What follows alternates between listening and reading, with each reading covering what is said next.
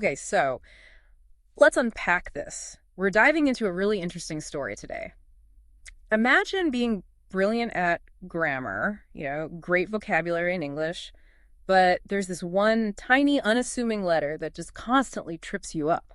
That was the situation for Milena, a bright English learner with the letter I. Yeah, it's a common hurdle, actually. She had these specific mix-ups, right? Like telling friends, I list to go to the concert. Right, when she meant I love. Or her word time sounding more like Tim, and minor, becoming minor. Tiny sounds, big confusion. Exactly. And even words like biped, she wasn't sure. Was it biped or biped? A real puzzle. And what's fascinating here, I think, is how the I isn't really just one sound. It's a chameleon. A chameleon, how so? Well, sometimes it has that E sound, like in tree. Sometimes it's the I sound, like in sky. Okay. And other times, crucially, it's that short I sound, like in sit. That difference between the verb lave, I live here, and the adjective live, a live concert, that's a perfect example. I see. That subtle difference. It's subtle, but it can really, hinder clear communication.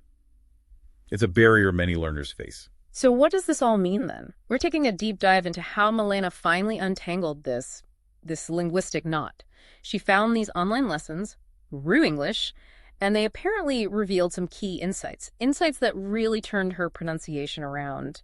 And maybe there are lessons there for anyone navigating language sounds. Absolutely. Rui's approach seems to have been quite effective for her. It wasn't just about pointing out mistakes. It was about understanding the why. He apparently explained the actual phonetic features. So the long I sound, that's technically a diphthong, A. You hear it in words like time, tiger, viper, minor. Yeah, best sound. And then he contrasted that really clearly with the short I sound. That's the two vowel, like in timber, bigger, liver. And the verb live. Exactly, that tricky verb live. He used targeted practice, things like minimal pairs. Minimal pairs.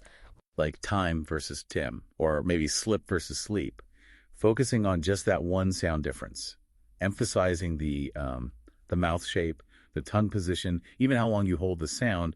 It's about ear training and articulation. And it sounds like Milena really went for it, practicing constantly, repeating those pairs. Yeah, the description was practicing until her jaw ached. That's dedication. It is. And she started noticing the patterns Rui was highlighting, like realizing a silent E at the end of a word often makes the I long. Correct, or certain vowel combinations doing the same. And conversely, a single I followed by a consonant, often short. So it was like she was finally cracking a code, moving beyond just hearing sounds to understanding the system behind them. And that understanding of patterns, that's really transformative. Yes. It reflects a key principle in language learning. Explicit knowledge of the rules, the phonetics, combined with that deliberate practice, it can really speed things up. Right. She even went back to that word biped. Her old nemesis. And immediately saw it had both sounds. The long I in by and the short I in bide. Biped. So the confusion started to clear up. Exactly. That embarrassment she felt, it began to fade as her pronunciation got clearer, more consistent. So if we, connect Milena's story to the bigger picture here, mastering that I sound so she could confidently say, I live in a beautiful city and I love spending my time there. Right. That specific phrase captures it perfectly. It wasn't just about, better pronunciation, was it? No, not at all. It was about gaining confidence, clarity, and, feeling truly at home in the language. It really shows how focusing on one specific, maybe overlooked phonetic detail can have this huge impact. A profound impact, yeah. On overall communication and just how you feel speaking, self-assurance. Which kind of gets you thinking, doesn't it? It raises a really important question, I think, for anyone learning a language. What small chameleon-like sound, or maybe a grammatical quirk, might be subtly holding you back? Holding back your full expressive power. Exactly. Yeah.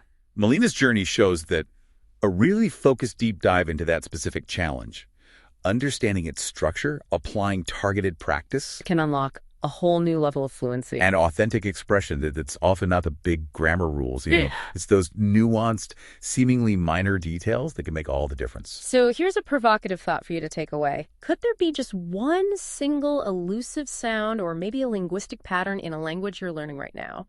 Or heck, even in your native language? That, if you truly mastered it, would significantly amplify how effectively you communicate and how confident you feel, just like the I did for Milena.